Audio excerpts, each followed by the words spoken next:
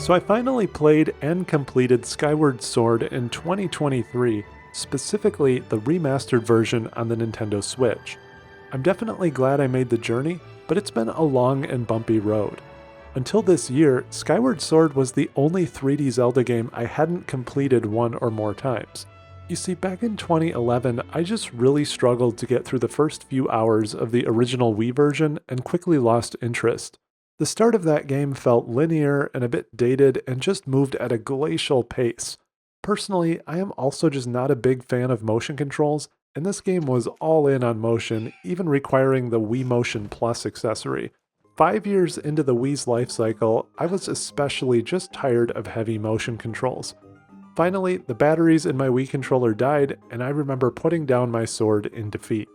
I just wanted a new Nintendo console with more traditional inputs and modern hardware. And so Skyward Sword lay dormant in my gaming memories for over a decade, never to be revisited. But that all changed in 2022 when Nintendo announced Skyward Sword HD. This caught me off guard. Like the rest of the universe, I expected this rumored Zelda announcement to be Wind Waker or Twilight Princess HD. Those games already existed on Wii U, and porting Wii U games to the Switch is Nintendo's favorite side hobby. But alas, we received Skyward Sword Remastered instead. Initially, I was disappointed, but in hindsight, I'm glad they made this choice. The announcement reminded me I had never beaten this unusual 3D Zelda, and it didn't feel right. So when Nintendo also revealed they were adding a buttons-only control mode and streamlining certain elements, my interest reignited, but the $60 price point kept me on the fence for a while. I wasn't entirely sure if the changes would fix the game for me and make it all worth it. This year, I finally decided to take the plunge and fill the void of Zelda content while waiting for Tears of the Kingdom. By the end of the game, I was happy with my decision, even if it took some time for me to warm up to it and still left me with certain frustrations that we'll dig into. A quick side note to please hit subscribe to support this type of content. So if you're willing to invest the time and energy, Skyward Sword is a charming action-adventure Zelda experience that's certainly worth playing, even if it's a bit of a minefield in terms of pacing and quality. I think the design of this game is sort of weirdly fascinating in 2023. There's really nothing else quite like it. It's very different from other 3D Zelda games in many ways, very traditional in others, and certain design choices just make for an interesting remaster. With Tears of the Kingdom quickly approaching, it also reminded me of everything I missed in Breath of the Wild, as well as all of the ways Breath of the Wild moved the series forward in a big way. It's an interesting historical detour that provides perspective on the evolution of the franchise. Now, the gaming industry has been absolutely bloated with remasters and remakes the last few years. Lengthy discussions have surfaced debating what's a remaster, what's a remake, what's in between, and so on. I'm not here to address that debate, but I think it's fairly obvious that Skyward Sword is more of a simple remaster than a substantial remake. The game features lightly polished up graphics running at a higher resolution and a solid 60 frames per second. The 60 FPS is a very welcome feature that makes the game look super smooth and really complements the art style. Now, I'm not going to get into an exhaustive list of all the graphical changes here, since there are plenty of comparison videos out there. However, I will say I was actually pleasantly surprised by the overall look of this game. It has sort of that early 2000s blocky charm to it, but everything is sharpened up and runs great. I never played much of this game originally, so to me, it felt like a brand new yet old school 3D Zelda landed in 2023, which is super cool. I also think the overall art style and color palette translates well to the remastered graphics. Many areas are bright and vibrant and have sort of a watercolor or storybook look. Some textures are still sort of blurry and most environments do lack detail, but somehow it all blends and works together pretty well. There are unfortunately a few especially bland or washed out areas of the game, particularly in some of the desert areas, which have an almost weirdly low amount of geometric detail or color depth, even for a Wii game. Overall though, I was happy with the presentation, and it looks much better than the original. Handheld mode also runs great, and looks especially vibrant on the Switch OLED. Now, the remaster does try to improve some of the issues of the original release beyond the graphics, but the problems certainly haven't been eliminated altogether. The infamously slow beginning of the game that originally lost my interest is still very long and moves at a snail's pace, even with some streamlined improvements. Sure, dialogue can now be displayed faster, some cutscenes are skippable, tutorial instructions have been minimized, and so on, but most first-time players will still want to go through all of this content, and progressing through all these scenes still takes forever. There's about an hour of hand-holding intro sequence content, and 2 or 3 times that long to reach the first dungeon, depending on your playstyle. With all that said, once it gets going, playing Skyward Sword in 2023 also strongly reminded me how much I have missed traditional Zelda dungeons. There's just something so rewarding about the gameplay loop of large-scale puzzle solving, acquiring new items to assist in those challenges, and then taking down a final boss at the end. Breath of the Wild was amazing in so many ways, and I did enjoy the many shrines, but the divine beasts just didn't do much for me as dungeons. I wish they had been replaced by traditional temples to add some core Zelda staples to the wildly reimagined landscape, but I digress. In contrast, Skyward Sword is jammed full of 7 traditional and sometimes lengthy dungeons. Sharp contrasts to modern Zelda designs like this are felt everywhere in the experience, for better or worse. In many ways, in 2023, this game really does feel like the antithesis or polar opposite of Breath of the Wild. There is barely an overworld and very limited exploration. Your path is often easily blocked by a simple ledge or unclimbable surface until you find a way around it. There's basically only one weapon in the game, and it's unbreakable. Almost everything is linear, and there are lengthy story-driven scenarios. It's sort of crazy to think at this point we haven't had a full 3D Zelda with these types of traditional mechanics and dungeons in 12 years. After Breath of the Wild, it really threw me for a loop that there were so many obstacles I just couldn't climb over or barriers to exploration. Moving between different areas of the game requires many loading and selection screens. Often the game progression is actually designed around impassable walls and arbitrary restrictions. In 2023, some of these design paradigms feel bizarrely limiting, while others feel nostalgic and almost refreshing, such as the carefully crafted environments with a deep focus on puzzle solving and troubleshooting. Many action-adventure or open-world games nowadays can feel somewhat generic with repetitive gameplay tropes, but Skyward Sword feels intricately designed. Even the environments leading up to the dungeons often feel like puzzles of their own. In retrospect, I wish I had originally pushed through the introductory slog and tedious motion controls to reach some of these fun dungeons. I think they would have motivated me to keep going. Well, luckily, the remaster no longer requires motion controls at all, with the introduction of a new buttons-only control scheme.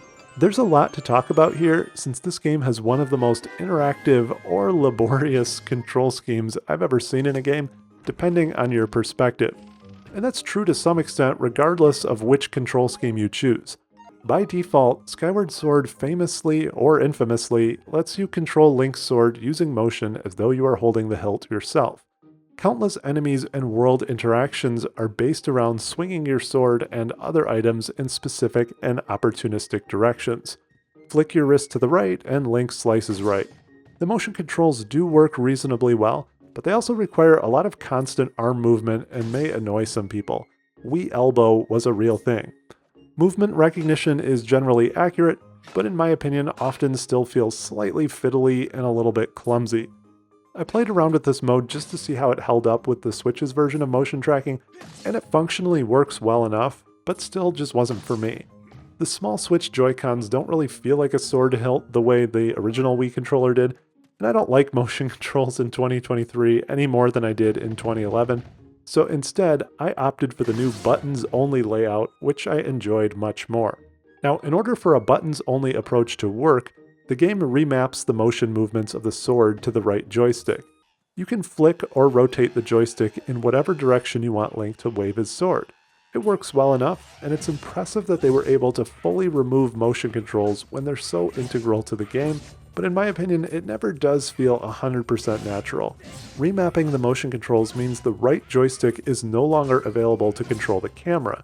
The game fixes this by letting you hold down the left shoulder button, which toggles the right joystick to control the camera instead of your sword. This works okay, but it takes some getting used to. In addition, the game utilizes a circular item selection wheel that you control by holding the right shoulder button and choosing an item with the joystick. For some reason, the game also maps your shield to a joystick click, which feels very strange and clumsy during intense combat. I also really hate that the same shoulder button you hold down to bring up the selection wheel is also the button you use to fire arrows and the slingshot and other items, because it's easy to accidentally fumble between doing one or the other during the middle of combat. The combination of all these factors and a single joystick pulling triple duty means that some actions just feel more difficult than they should. For example, rapidly selecting an item, rotating the camera, blocking with your shield, and swinging Link's sword in a specific direction all in rapid succession requires a lot of coordinated input from the player. However, despite the general awkwardness of this button arrangement, it's not as bad as it sounds, and most of the game is slow-paced enough that it's never really a major issue. The controls just don't have that usual level of Nintendo polish, though. Now, there were many moments in this game where I found the directional controls to be kind of fun and interesting, while other moments felt tedious and frustrating. Almost every enemy encounter and world interaction requires you to think directionally with your movements. This setup makes certain boss fights and interesting enemy challenges feel rewarding and unique. The combat feels almost semi-realistic in terms of how you have to analyze and approach enemies. However, there were also many situations where I wish I didn't have to always focus on directional inputs and could instead just focus on plowing through combat and seamlessly exploring the world. Certain movements can also be a little bit frustrating. Slicing diagonally sometimes gets picked up as vertical or horizontal if you aren't careful and accurate. I noticed this more in handheld mode on the tiny Joy-Con joysticks, since in docked mode I played with a larger Pro controller. Enemies also sometimes change stances as you're swiping, which can result in frustrating or unexpected blocks. I realize this is part of the challenge, but some enemies change position very quickly or unexpectedly, and it can become frustrating or tedious on fights that require many hits. Overall, the button controls are certainly workable. I'm just griping about the quirks here, but they never feel quite as smooth or natural as other 3D Zeldas. I don't think I've ever played a game where I spent as much time actively thinking about the controls and how I'm using them as I did with Skyward Sword. One other strange quirk with the controls is that you can only equip one item at a time, despite multiple buttons on the controller going unused or underutilized. I'm sure this is a side effect from the original game being developed for Wii, which had a very different button layout. However, constantly having to use the selector wheel to choose one item at a time is a little bit tedious. I wish there was a way to assign them to the unused buttons for quicker access like previous Zelda games. There are also countless points in the game where you have to interact with the world by turning keys, moving contraptions, pulling levers, spinning objects, and so on, all using the motion controls. These moments generally work okay and are mostly harmless, but they just feel tacked on to demo motion controls and grow tiring over the very long quest. And when playing with buttons only, they kind of feel like extra chores since there's no added interest from the motion interactivity. In many ways, this game reminds me of Metroid Prime 3 Corruption, where the core combat concepts work well and can be really fun, but there are also countless small world interaction gimmicks that don't really add much to the experience. Check out my Metroid content to hear more about that. Part of the reason I'm dwelling on the control setup is because the controls are actually highly representative of how I feel about the overall game as a whole. The entire experience gets so many core elements right, such as interesting dungeons and puzzles, fun characters, and solid core combat ideas, but those elements are bogged down by all kinds of tedious padding and unnecessary bloat or gimmicks. Some of these elements have been streamlined in the remaster, such as reducing the number of items to collect on certain quests, but I think more could have been done to improve the pacing. As someone who never really played this game beyond the opening tutorials, I was kind of surprised to discover how long and involved this game actually is, considering it's pretty linear and not really open world. Skyward Sword took me over 20 hours to beat on my first run, and I was mostly just plowing through it with minimal side quests. However, I would say that maybe a quarter or even a third of this game feels like unnecessary or overextended padding. Skyward Sword feels like a 20-hour plus game that should have only been 15. Part of the reason this is so frustrating is the fact that those core gameplay elements are really enjoyable. Skyloft, the town in the sky, is fun to explore in typical Zelda Village fashion. The story is engaging enough and has some cool moments. The dungeons are interesting for the most part and make inventive use of items and those motion controls. I wouldn't say they're the best in the series, but they held my interest. I especially liked the time manipulation aspects throughout the game. Some dungeons change state as you move between the past and the present, and create some really interesting connected puzzle scenarios.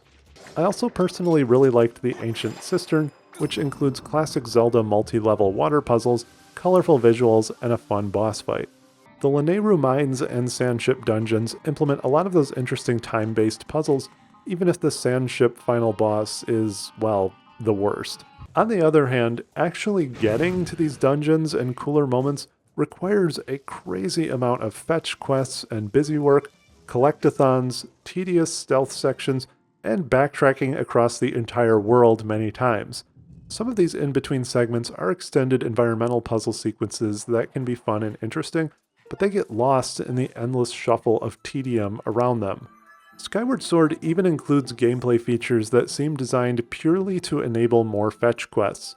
For example, there is a motion-based mechanic called dowsing that lets you use your sword as a sort of compass or homing beacon to track items based on a pinging noise, a mechanic that's way overused and just as tedious as it sounds. As just one example, the early dungeons make you use dowsing to track down and assemble several pieces of a key just to get into the dungeon. Later dungeons make you collect 15 sacred tears from the Silent Realm in a not fun game of cat and mouse with creepy enemies, where if you get caught you must start all over. Late in the game there is even a quest to collect dozens of musical fish notes to assemble a song. At certain points you also have to retread already completed dungeons to look for a random item like purified water. The list of tedious activities just goes on and on. You have to fight the same uninteresting and visually terrible boss, the Imprisoned, 3 different times. At one point in the story, you lose all your items and have to get them back one by one in a lengthy stealth segment. Your sword companion Fee also constantly provides long-winded commentary on every situation. Fee's interruptions are thankfully reduced in this remaster, but they still feel a bit excessive. There is just so much unnecessary padding in this game. All of this is made much worse by the fact that all fast travel is locked behind a specific amiibo purchase, which is just absurd. You can't even fast travel between points in the same region without launching back up into the sky, flying in a circle, and then dropping back down again to pick a landing point. Large amounts of time are spent simply flying back and forth between parts of the surface world in a mostly empty sky. Now, none of these elements are really that bad in themselves, and some of them are even fun for a little bit, but when you put all of them together, it just adds up to a lot of bland and tedious activities. This padding is also frustrating because the real content in between all these tedious sections is great, and it just feels like the game would have still been plenty long with less bloat. The game time could have also just been spent on so many other things. Outside of Skyloft, for the most part, you don't really visit any towns or villages or get engrossed in the culture of the areas. In the context of the story, it makes sense since the surface world is largely abandoned, but I always used to love the micro-stories of 3D Zelda games. Even just having a little island in the sky above each zone might have added some useful context. Getting immersed in the area around the dungeon adds more meaning and purpose to the quest. Previous games like Wind Waker and Majora's Mask did a great job with this. Most of Skyward Sword's dungeons have less world context than some of those other games, and can at times feel like checkboxes to acquire quest items. They are certainly fun, and the surrounding environments are enjoyable enough, but they don't always have a lot of background or that world building associated with them. Rather than dowsing and tracking down arbitrary items to reach the dungeons, I wish more effort had been spent adding depth to those environments. Now, I actually did enjoy the main plot of Skyward Sword for the most part, even if it's a bit vague and assumes you don't ask too many questions, which is why I'd like to see more world-building content around it. For the most part, characters have appealing designs and interesting things to say. There's no real voice acting in the game, but I enjoyed the old-school charm. Nintendo still finds ways to make these characters expressive. The simplistic story presentation works really well with the older-style graphics. In many ways, the main character interactions and story beats are some of the most emotional or expressive we've seen in a Zelda game. There's also great music throughout these moments, and the art style brings it all to life nicely. In the context of the story, the surface world has been largely abandoned, which sort of explains the emptiness, but the characters that are here are enjoyable enough that I wish the dungeons and more parts of the world had additional people and cultures to interact with. I mentioned before that Skyward Sword also does not feature a traditional overworld like many other Zeldas, though the sky does offer a free-flying and exploration area of limited scope. There are some small islands and side quest points of interest scattered throughout the clouds, but that's about it. The flying mechanics in this game are actually pretty fun and control well, so it feels like a missed opportunity that more wasn't done with the sky area, which ends up feeling a little bit empty in 2023. Flying is mostly just used as a means of travel outside of a couple isolated story scenarios. Most of the game takes place on different parts of the surface world, which feel a little bit disconnected from one another and the main sky area. I think a more interesting sky overworld could have provided some relief from all the surface busywork in between dungeons. Skyward Sword experiments with some other interesting ideas for the Zelda series that I would like to see explored more in future games. You can upgrade almost every equipable item in the game one or more times to add new stats or abilities. I actually really liked this aspect of the game, and some of the upgrades are kind of fun. However, I do think the materials needed to upgrade most of the items are either too scarce or acquired too late in the game for this upgrade mechanic to be super useful, especially for the level 3 upgrades. Most of the upgrades are pretty trivial in practice relative to the amount of work it takes to track down the resources, with a few exceptions. On my first playthrough, I didn't upgrade that many items because I often found myself missing one of the 2 or 3 materials needed. I either wasn't sure where to find the resource, hadn't reached it yet in the story, or didn't feel like backtracking more to go get it, since the game already requires so much backtracking. However, I love the general idea of crafting item upgrades in a Zelda game, and I think Skyward Sword offers a fun but inessential attempt at it. There are also some interesting inventory expansion and management systems that work pretty well. The game is pretty easy on the standard difficulty setting, so most of these systems aren't really necessary to succeed, but they are interesting to play around with. Skyward Sword also utilizes a stamina meter that's pretty similar to what was later included in Breath of the Wild. It's not used to nearly the same extent, but it does add another layer to the traversal mechanics that I really enjoyed. It lets you get around faster and climb additional surfaces, and even creates some interesting dungeon scenarios. Stamina became so synonymous with Breath of the Wild that I think people actually forget that it was introduced in Skyward Sword. So in summary, despite all these unresolved issues, I do think Skyward Sword HD is worth playing in 2023. It's a great reminder of the intricate and thoughtful game design we used to see in the genre and games as a whole. If you're like me and you've missed aspects of traditional Zelda games like dungeons, Skyward Sword provides some real comfort gameplay. However, my recommendation comes with a giant warning label. You have to be patient and accept hours of padding and often tedious filler content between the dungeons and meaningful story moments. For these reasons, I probably wouldn't ever play this game twice all the way through, but I'm glad I saw it through to the end at least once. If this was the reason you originally didn't complete or lost interest in the game, I'm not sure enough streamlining has been done here to change your mind. If you can't handle long stretches of slow pacing, you'll probably lose interest in this game like I initially did over a decade ago. However, if you're like me and you are more frustrated by the motion controls than the content, you'll be pleasantly surprised with a new, semi-traditional 3D Zelda game that's full of great puzzles and old-school charm. Thanks so much for watching, and please hit subscribe to support the channel.